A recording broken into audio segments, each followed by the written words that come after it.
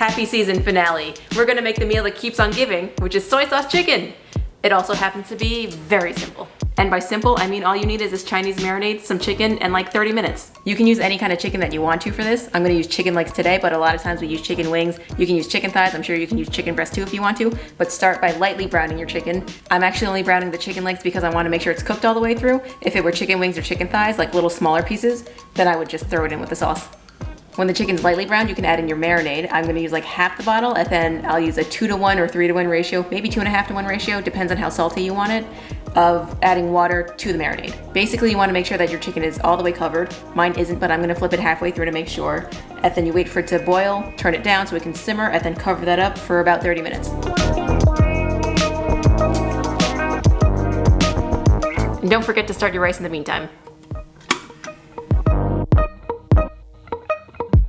So when I say it's the meal that keeps on giving, you can save the gravy, put it in the fridge, and then that can be your base for your meat and choys, or if you want to make a lo mein in the future, use that as your base, and then now you have soy sauce chicken flavored meat and choy, or lo mein, or whatever you want to make.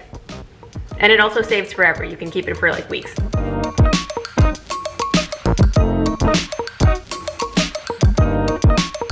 And look, it's done. How simple. 2 ingredients, some water. I made some broccoli on the side so that I wouldn't just have a brown dish.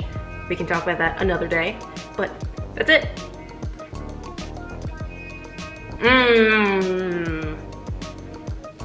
Happy Chow Down. Happy Asian American Pacific Islander Heritage Month. And I might continue this after May. Maybe inconsistently, but I think we'll continue Chow Down.